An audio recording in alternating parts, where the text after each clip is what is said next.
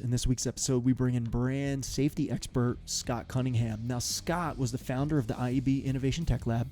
He was also the president of Media Group Interactive and a pioneer in developing usatoday.com.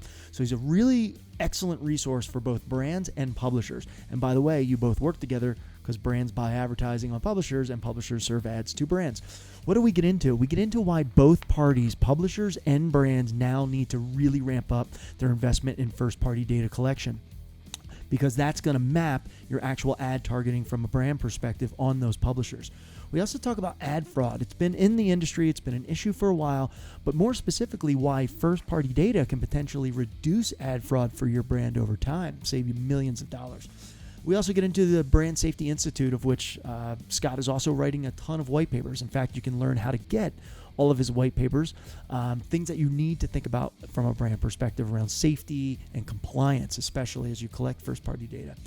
Lastly, we touch on CTV, OTT, SSAI, and if you don't even know what those are, you're probably already using them. Your intermediaries or your agencies are buying media for your brand on those channels, and you need to understand what the potential is, what the impact is, and what the future looks like for them. So let's get started. Welcome to Thinking Caps.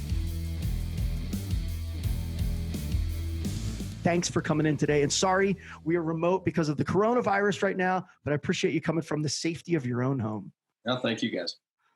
Cool. Well, today I have a lot of things. I just threw away my agenda, but I really wanted to kick off with you because we've been talking about the death of the cookie. Richard and I have been following this, and whether it's truly a death or not, it's drastically changing marketers' ability to use third-party data for advertising in the future. We have a 2-year runway. Brands have a 2-year runway, but can you give us your perspective in layman's terms? You're an expert, you're at the IAB, really what is going to happen to the cookie in layman's terms so that a brand marketer who's been spending money with their agencies or holding groups, whatever, what does it really mean to them? Well, so the cookie in and of itself is nothing more than a piece of technology that stored information around third-party data. So what are we really talking about? We're talking about the migration away from transacting on third-party data.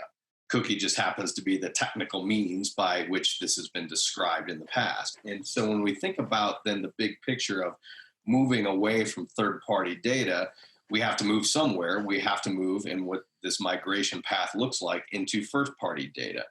And when we think about first-party data, we think about, well, who are the entities in the advertising and marketing supply chain that have first-party relationships? And that's brand marketers and publishers. Everybody else in the middle of that is an intermediary, from big agency holding companies to supply-side tech platforms to data management platforms, right? These are all intermediaries without a relationship to an end consumer. So those entities, brand marketers and publishers that have first-party relationships really do, over the next 2 years, stand to be able to leverage any element of advertising transaction, whether it's through programmatic channels, automated channels, private marketplaces, direct type deals. Obviously, there's a large portion of regulatory compliance that we'll talk about here a little bit.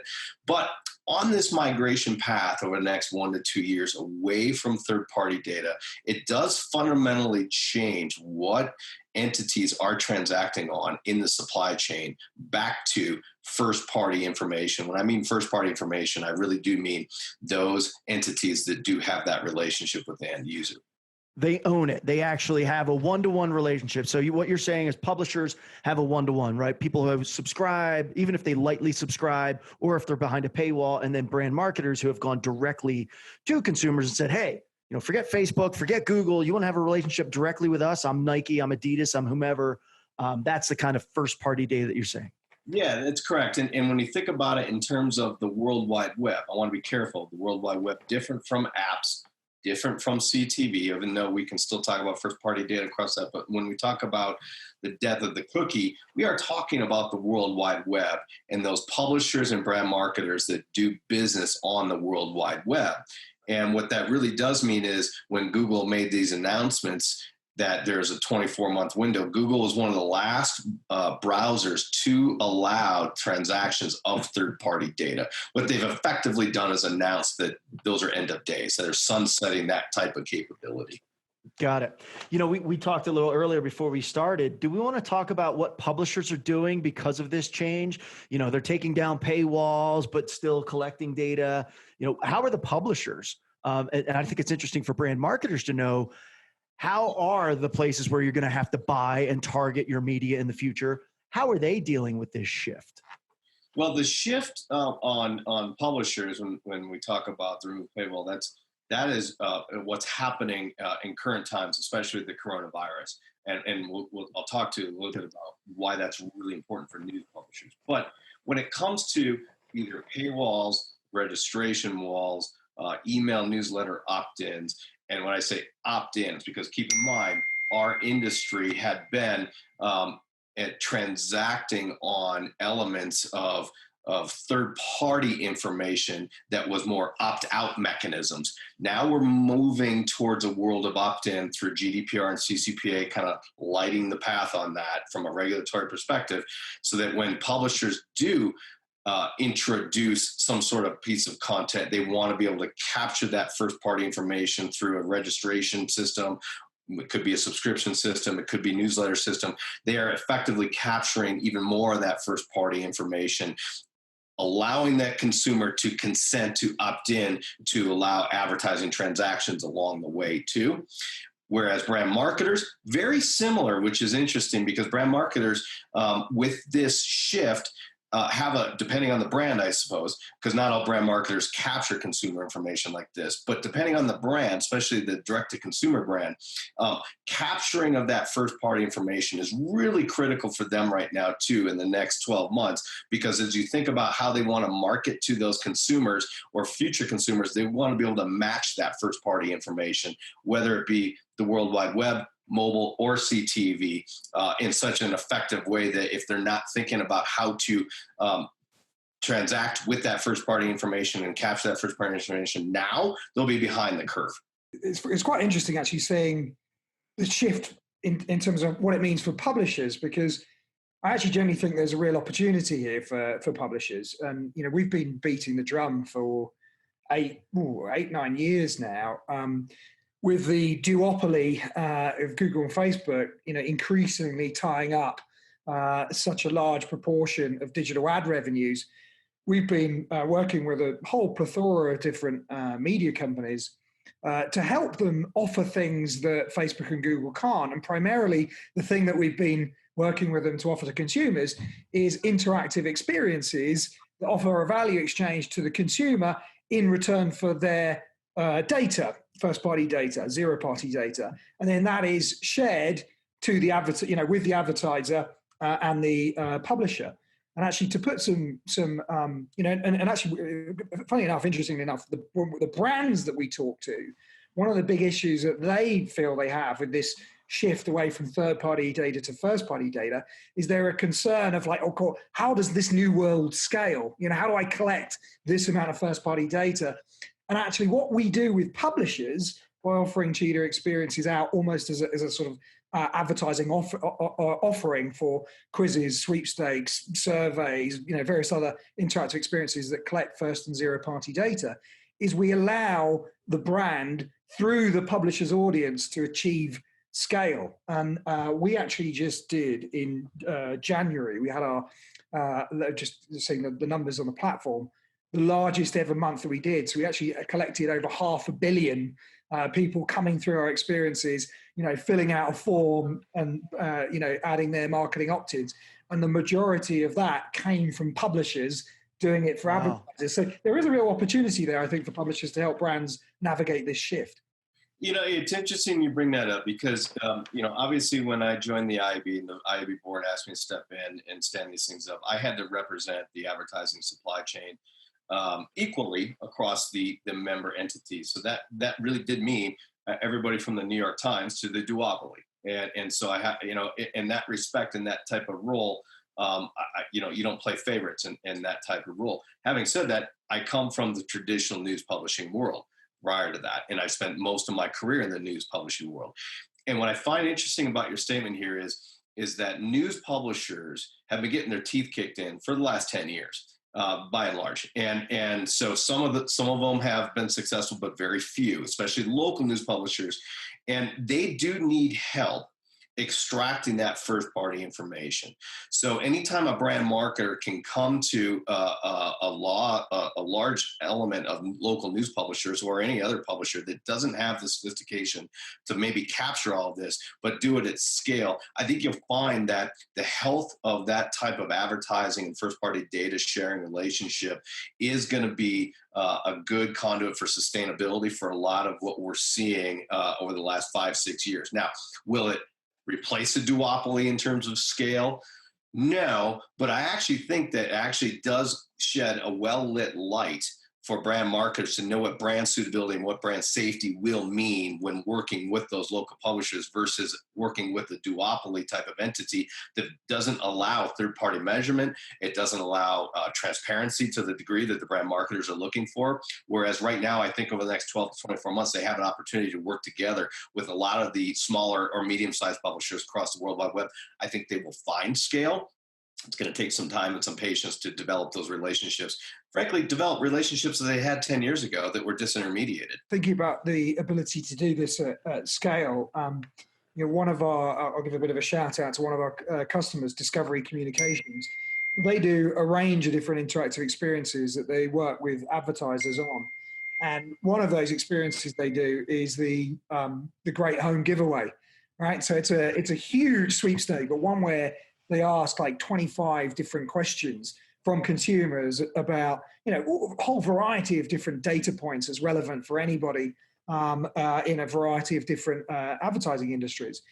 They'll collect out of that 300 million entries in 6 to 9 weeks. So when you go to a publisher and a publisher offers you a first party data collecting experience that they then promote across TV, mobile, web, these guys have the scale to collect an inordinate amount of first-party data on behalf of their advertisers, which puts them, I believe, in direct opposition to the walled gardens that don't share any data and don't have the ad formats that work to collect data in any scale. So good point. It's a value add. That's where the brands should be going, where they can actually collect data. But Scott, let's put your media hat back on. Let's roll back. Let's say you're head of New York Times right now.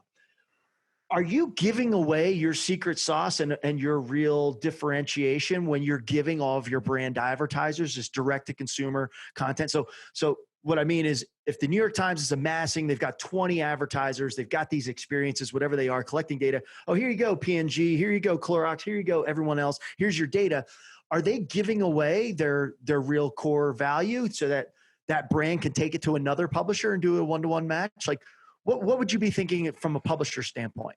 From a publisher's perspective, I think over the last 10 years, this is where we ran into a problem, right? And so even when I was head of Media News Group, when we started placing things like the AdMeld tags in our ad server, we saw tremendous data leakage. We lost that ownership of that data in a third-party way and from the third-party perspective.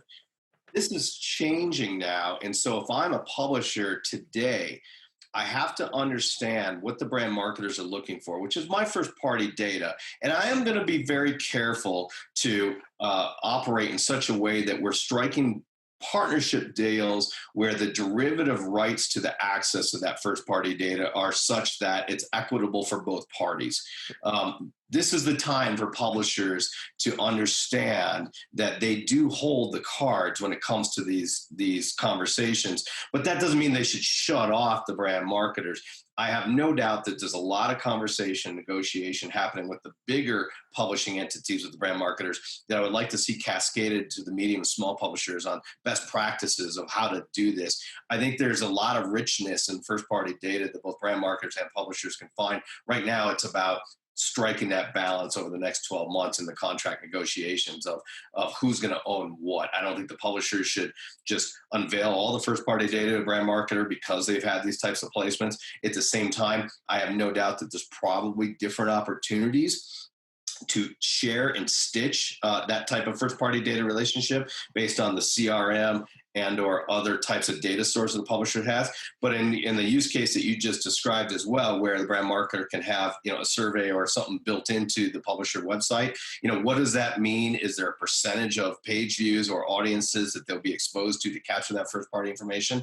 I don't think anybody has the right answer right now, but this is the exciting time to start having those conversations, because I think it really redoes a lot of the business negotiation. And it brings up where you're an expert. It brings in compliance, right? Right now, we don't know what impending legislation is going to look like. We just know it's coming. Federal is coming. States are growing their own. So in that transaction, whether there's two opt-in boxes, right? Oh, you're opting into the New York Times, let's say, and brand X, that's the advertiser behind it. So, brands and publishers both need to get their compliance game going, their terms of use, their privacy policies, all the things that the consumer is actually adhering to in these explicit opt-ins. So that's a place where brand safety and compliance is going to be huge. People like you should be really busy for a long time. It's interesting because compliance is, if you're a lawyer, which I'm not a lawyer, but lawyers look at a lot of times compliance as far as this is what the law states, and therefore this is what we have to do. And entrepreneurs and strategic business executives and technologists such as myself, we look at it and say, okay, well, what's the appropriate packaging here? Because there's one way to say compliance is kind of this binary black and white way of looking at things. Then there's to say that, okay, what's the user experience around this that makes the consumer feel comfortable to want to opt into that type of world and that type of transaction? And I think right now, this is where some of the confusion in the market is, but also some of the opportunity. Because I do think that user experience and that consumer experience window of what that opt-in looks like and articulation to the consumer, why this is really important. For example, if I'm a publisher, I might say, hey, this site is free. It's supported by advertising with these 6 brands. Will you opt in to receive these ads from these brands? Whether they're, we're going to share data with the brands. Some publishers might say, you know what? These brands are here. We're not going to share all this first party information with them. I don't know what the right mix is. I've seen it both ways, but I think the consumer experience around this to meet those compliance and regulatory objectives is interesting. Where the challenge right now is clearly, and this is where the trade bodies and Privacy for America stepped in clearly and said that CCPA, Maryland, Washington, these state regulatory bodies, which really, when you think about it, these state regulatory bodies are going after something because Washington's not doing anything, and the state AGs really want to be empowered to sue, is really what it comes to in order to protect the consumer. This is how fragmentation is happening, and that actually puts the burden on small, medium-sized businesses, which you think about when I say small, medium-sized businesses, I think those who advertise and those who publish content are also small, medium-sized businesses. And they're going to have a hard time, they are having a hard time meeting the fragmenting compliancy objectives in the US, let alone, we haven't even talked about Europe, if they have customers coming from Europe, whole nother conversation, right? So that is a problem that we got to get through, and hopefully the United States government will actually come through in the next 24 months with a federal policy to make it really clear. This is what small, medium-sized, and large businesses need to conform to. But right now, it's kind of hard to conform with those user experience and compliance practices when you've got 14 of them. Talked a lot about that, including Scott McNeely, who has his opinions on it. But I actually welcome a federal law. As a brand marketer, it just makes me easy. If I've got one battle to fight, rather than 50, I can do that. So I want to pivot into brand safety in a little bit, and I'll kick this off. You've authored, obviously, the Defining Brand Safety series, which is a white paper that all of our listeners can get. It's going to be right on our website, CHEETAHdigital.com. But I want to kick into this. You have a lot of things around brand safety, but I want to start with ad fraud. And my question is, just kind of came to me. If publishers have first-party data, and if a brand has first-party data, and we can make that one-to-one match, and a brand can now take their, suitcase of data to all the publishers they want to advertise with, have the right audiences, does that diminish ad fraud because it's a one-to-one? The brands have to hit scale, and the publishers have to have scale of how many targetable individuals, and what do we know about them? Can we give Tim the right ad and Jane Doe a different ad? But does that reduce the ad fraud that's happening right now in the marketplace, in your opinion? Yeah, it will reduce the ad fraud, and I'll tell you a number of reasons why, but it won't eliminate ad fraud. So in the brand, over the last 5, 6 years, when we created the Trustworthy Accountability Group and IAB Tech Lab, it was my responsibility to figure out how to develop solutions around anti-fraud initiatives. And one of those in the Trustworthy Accountability Group at the time that made its way into the Brand Safety Institute, a lot of different acronyms and orgs I'll talk about and help define for your audiences here, was Know Your Partner. Okay, so in third-party transactions of data, you have a lot of obfuscation in intermediaries, especially in open web type programmatic auctions. And that allowed criminals, and still does, to hide. Okay, and when you think about now first-party data, that obfuscation and the amount of intermediaries sitting in the middle lessens. So it does become relevant that the brand marketer needs to know then who they're working with when it comes to the first party data, just as they did in the third party data transaction, but also in the first party data, which just means that because it's first party data, the amount of intermediaries, if any, becomes less. But that doesn't mean it's all fraud free. So what the Brand Safety Institute was designed to do 18 months ago when Mike Zana stood it up, is that I came in and I wrote a series of white papers to help support the Brand Safety Institute, which is an examination for brand marketers and buyers so they know how to buy effectively around brand safety issues such as fraud. And one of the things I think we'll find in my interviews through those series of white papers was that once you could figure out who you're doing business with, you probably have your own company policy to say that, okay, this company that we're going to do business with, or this publisher is registered with, I'm making this up, but the state of California Attorney General, possibly. They have a federal tax ID. This is a reputable business. They're registered with a tag ID. So know thy partner becomes a big part of how to eliminate fraud. Okay, but it is up to the practitioner of that buyer. There's no tool out there. There's no anti-fraud tool that's going to, basically use as a blunt instrument to solve all your fraud problems. It doesn't exist. The best way to solve fraud problems is to be the best practitioner of buying that you possibly can and know who your partner is, know what channel you're buying, and most importantly, obviously understand what campaign metrics you want to get, because certain campaign metrics clearly are going to be, if you want massive scale, but all you need is brand lift with massive scale, there could be some crap in there, some garbage in there. You don't want to go down that route, right? And so these are all best practices that I think buyers can do. And now with first-party data, it changes it. But keep in mind, where there's money, there's crime. What else should they be worrying about? You talked, the elections are going on right now, and advertisers and brand safety around what's happening with election advertising and this and that. You have a perspective. You have any advice for larger brands that might be getting wrapped into some of this misinformation versus disinformation? Yeah, I mean, there's really two topics now that are part of 2020. One was the elections and campaign. The other one's coronavirus. And two pose very unique challenges to the brand marketer and, frankly, the publisher. So from a campaign 2020 perspective, if I'm a brand marketer, do I want to be advertising where there's certain content adjacency elements or what I'll call from a pre-roll video, right? Content adjacency is also based on not just display audience, but video pre-roll as well. So as a brand marketer, do I want to be associated with certain political elements and certain campaign elements? And do I know that my ads are going to reputable news or other political sources? Right now, everyone kind of knows that you don't want to be called out by sleeping giants to have your ads a part of disinformation websites out there. That's kind of the name and shame game that the sleeping giants done. It's been somewhat effective. But if you're a brand marketer, again, this is about knowing who you're partnering with, how you're buying, understanding that where your ads are going. If I'm a publisher, a little bit different of a conversation, because we know that the social platforms are ripe for abuse. There is very little control structure in place for them to neutralize all political advertising unless you're a Twitter says no political advertising, right?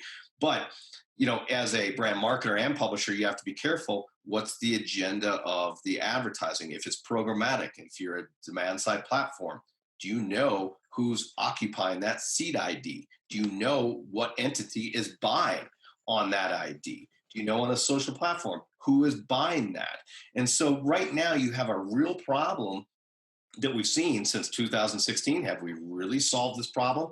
I'd argue that, yes, we're aware of it. We have our best people on it, but we haven't solved the problem, from the social platforms perspective. And if I'm and here's the value I would find if I'm a brand marketer and traditional publishers, especially news publishers and or entertainment publishers, is their vetting process of who actually can buy is a lot more sophisticated and secure because they have such direct relationships over the years, whereas social platforms, it's a lot of it self-serve, right? So, I do think that these are the things we need to watch out for. Who is buying? If I'm a publisher, who is buying?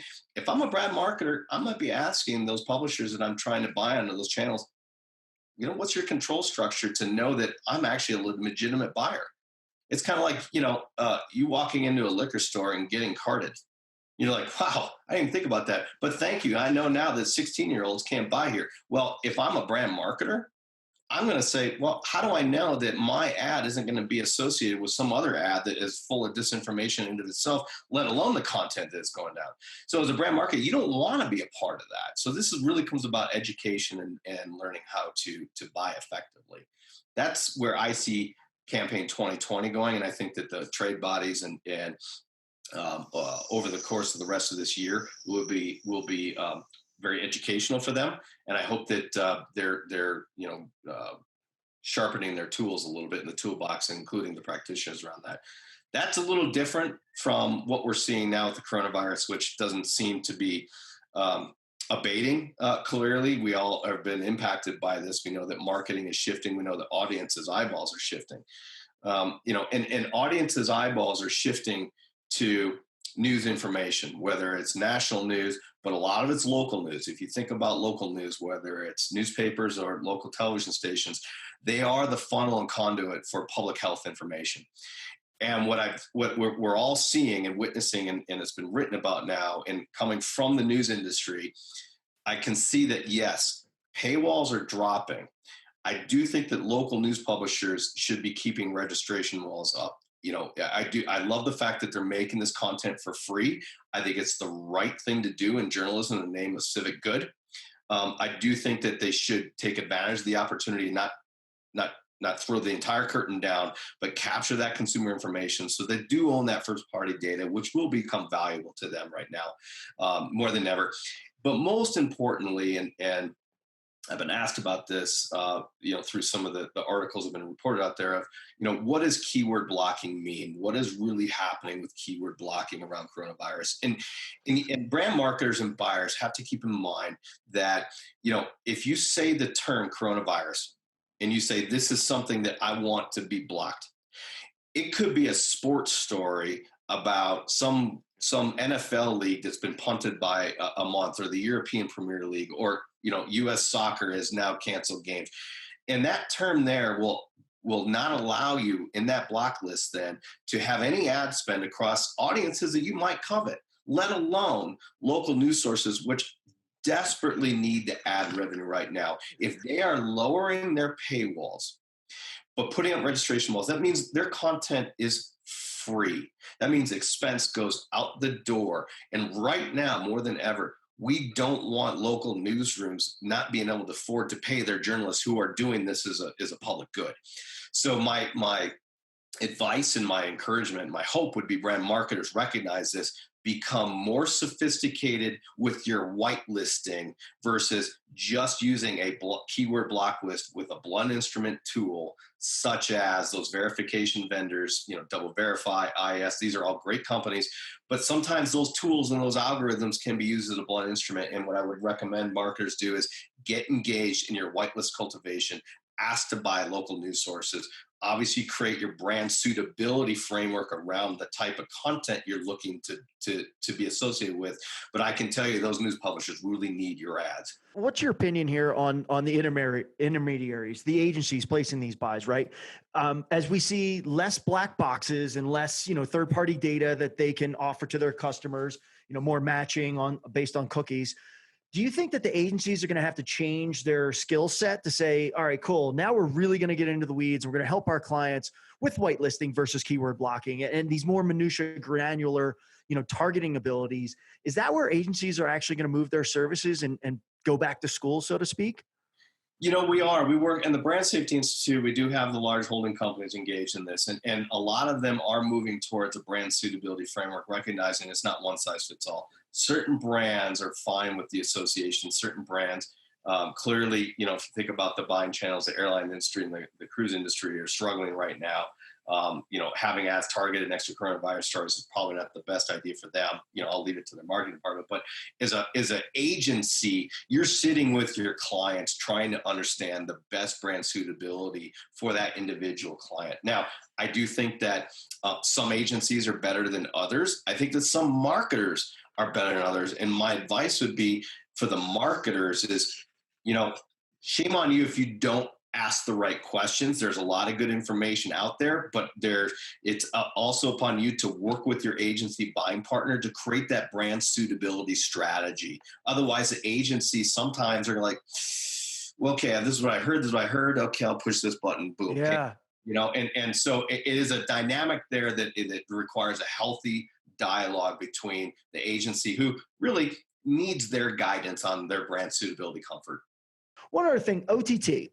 You may or may not be the expert here, but you certainly know more than me, and I'm very interested. I believe this shift to first-party data, and with guys like Mark Pritchard, P&G, saying, hey, we're going to collect as much first-party as possible. We already have 1.3 billion records. We want to have 10 billion, in the next year or so. When it comes to OTT, addressable TV, that closed loop, do you think that's going to be a real one-to-one match? Do you think that the ability to reach people and the revenue that brands will put into OTT as these, smart TVs, proliferate, especially in North America, do you think that's going to be an upswing? Do you think that's a real, windfall for the OTT market? I do, especially obviously around CTV. There's a lot of terminology that is. And go ahead and give me the layman's terms that, so we're clear on what we're talking about. So, the way the industry has kind of approached ATT is really, desktop video, mobile video, CTV video that is outside the traditional linear television. That's kind of the blanket term for OTT. We ran into this problem. So think of OTT as the way people describe programmatic. It's a blanket term for a lot of things around, video and distribution. CTV is where really the game is played with the streaming wars. And if you think about that, you think about some of the scale challenges. I actually think that some of the scale challenges, what you're seeing now is that, these co-op type orgs like Project Or, the banding together of multiple publishers for first-party data relationship is their attempt to create scale.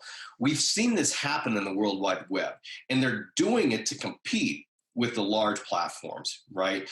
And I don't know if brand marketers are going to be satisfied with the stitching of these entities and their co-ops to create that type of scale. I just don't know if they're going to satisfy those expectations.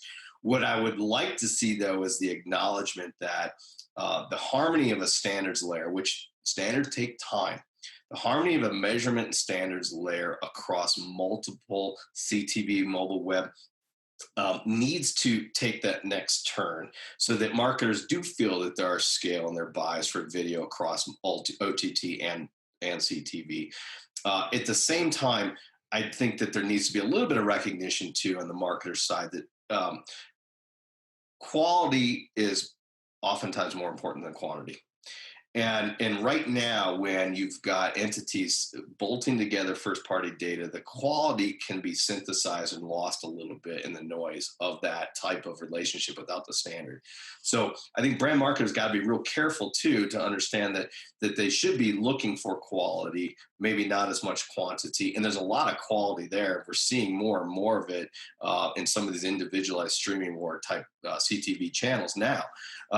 Having said all that, standards take some time. And the other thing that brand marketers need to understand on the standard side is when you buy around CTV, in principle, there's this new term that maybe folks have heard about. It's another acronym called SSAI. What that means is server side ad insertion. So the dynamic of the ad as it goes to the TV in of itself to create your addressability so that you get more first party data, it goes from a server to another machine. And right now there's a little bit of a measurement gap because we don't have a good standard in place in the market, meaning it's what I call a measurement blind spot. So if a lot of these ads are going from server to server type transactions, if you think about Nielsen and your brand marketers who buy on Nielsen and panel, that's a client side measurement that we've known since the 60s. Yeah.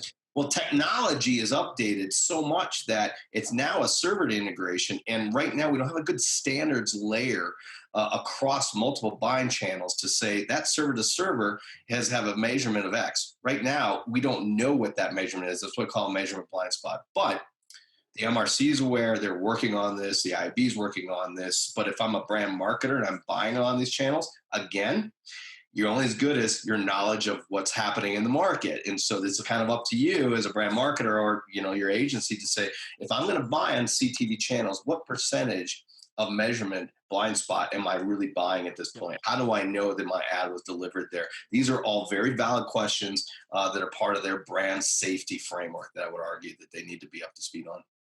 Scott, so one of the things that we talk about with our customers is different ways that they can build out their first-party database, how they can aggregate all their first-party data across lots of different channels and apply machine learning and make sense of it and look for opportunities for personalized messaging or advertising.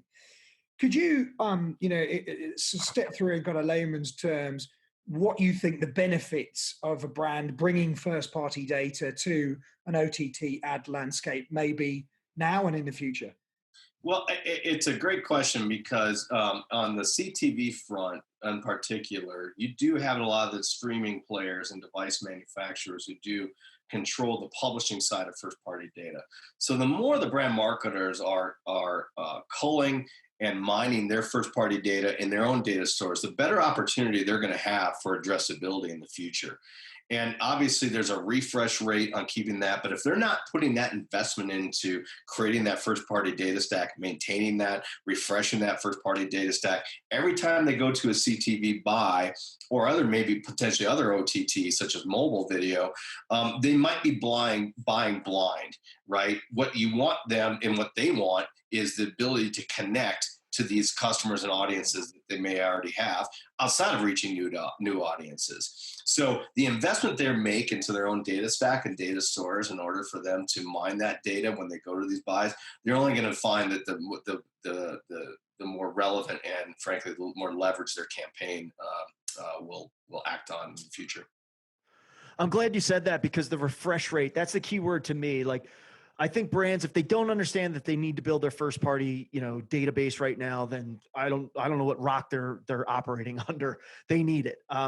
But the refresh rate is something that's interesting because there's progressive profiling on people, right? Every time you get a touch point with a consumer, you can get X amount of data, name, email, et cetera, maybe a psychographic point.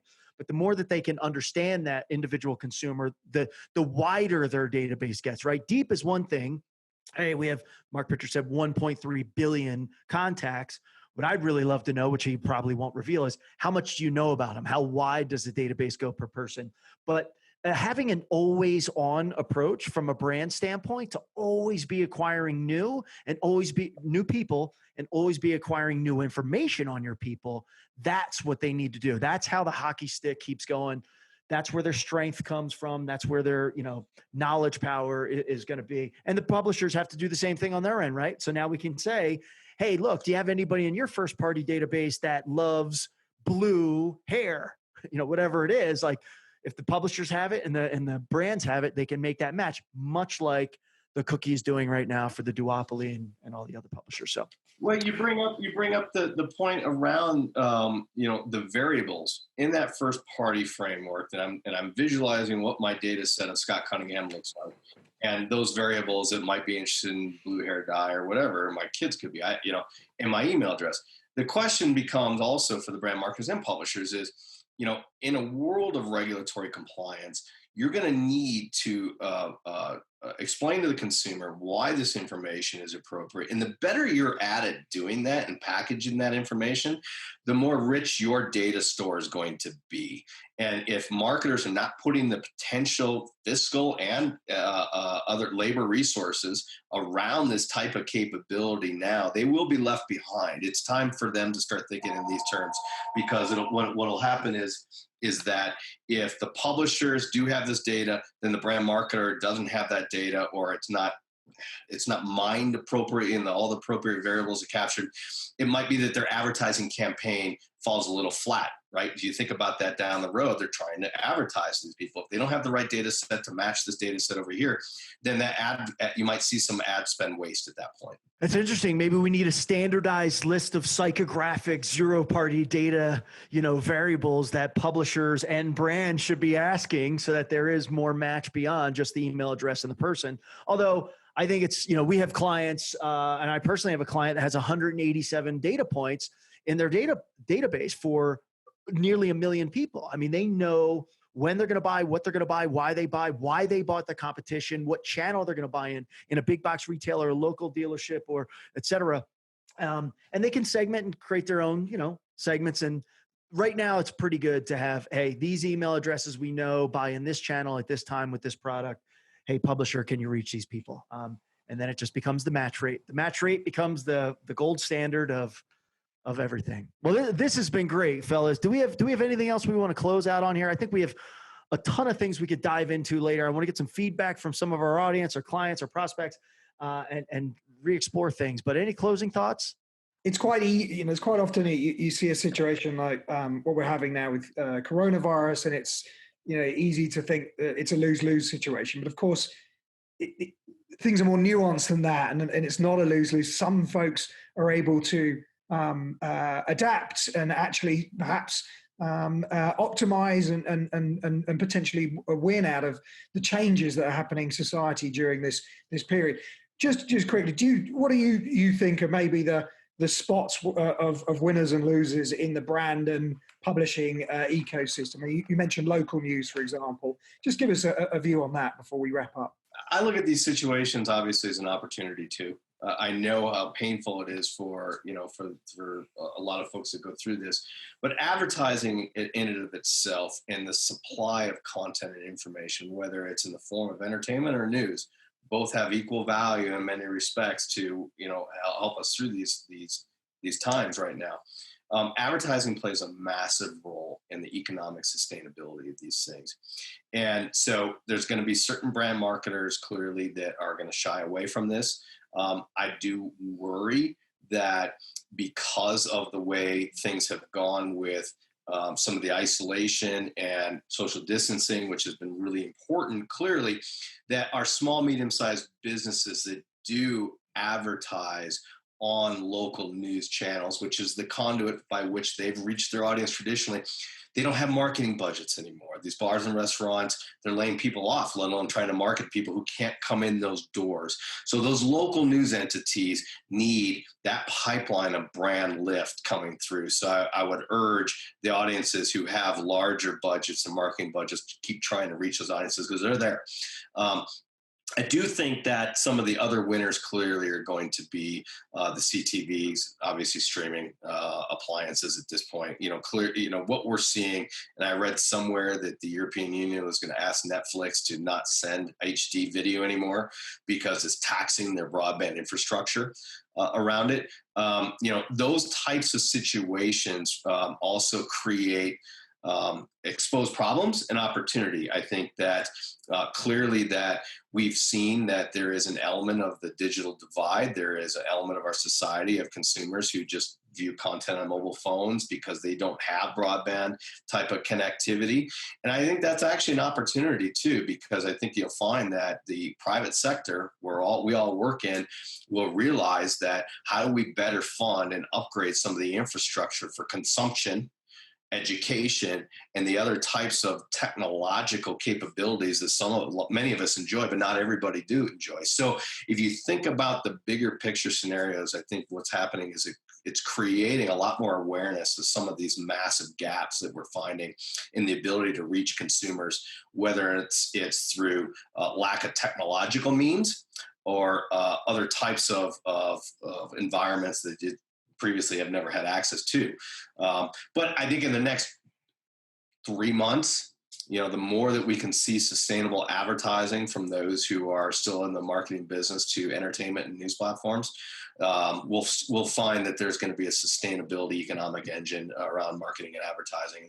And that doesn't go away. I just think that right now, a lot of the publishers and a lot of the providers who are removing their type of payment registration laws in the name of public good, I hope the brand marketers are helping step up to that and helping fund some of that type of content. Yeah, 100% agree. I think that's a really salient point there. There's a lot of brand marketers that will be exposed to this content. And, I live in Denver. I've been looking at the local news as a source of what's happening here now. And I think we do have a responsibility. Facebook and Google aren't going away anytime soon. So apportioning some of that budget through to local news in this time of crisis, given the lack of advertising coming through from smaller businesses, makes complete sense and a good practical way that I think marketers can help. I also think with the local news organizations, they can also help build out their first-party databases, which is something they need for the long term. So it's a win-win for everybody by moving some of those dollars from the duopoly to local news in this time of crisis. Well, but thankfully, if you're in local news, it's an election year, so you got that going for you. And let's not cry totally for local news here, because that is a ginormous pile of cash that is floating straight down to the bottom of the news funnel in the US. Okay, all right, you got me there. Okay. Well, no, you bring up a good point. There's certain events though, like the Olympics. Those could be a lot of local news, especially NBC affiliates. Take advantage of those things. And being a Colorado and myself, there's 3,000 Denver Posts out there and across the United States that definitely need some of these brand dollars distributed accordingly. So yes, there's going to be some campaign dollars flowing through, but I don't know if that's going to be enough, honestly, to offset all the bars and restaurants that do traditionally advertise in wellness. So this is a shift. This is a massive shift, and we'll see how long that shift lasts. Hopefully not too long, but I think right now is a great opportunity to reevaluate where those brand dollars are spent. Fair enough. Well, guys, this has been great. Scott, we all live probably within a mile of each other, but we're all social distancing. So when the social distancing quarantine is lifted, we'll all have a pint and continue the conversation. I appreciate Scott coming on today. Again, we have his white paper on our blog. You can go get that at CHEETAH Digital. Scott, where can they also get that white paper if they want to follow you, or if a brand needs compliance services or brand safety consultancy, how can they reach you? Yeah, so my website is cunningham.tech.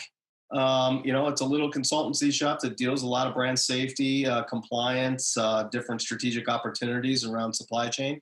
And obviously the Brand Safety Institute, has the exam posted for all for folks to become brand safety officers, and how to buy smartly and know what challenges are out there. And so I encourage folks to go to both of those websites, Cunningham.tech and Brand Safety Institute. Great. And you have some really, really large name clients I'm not going to name right here, but Scott, you're the real deal. Appreciate you coming on. We'll have you on again. Fellas, wash your hands.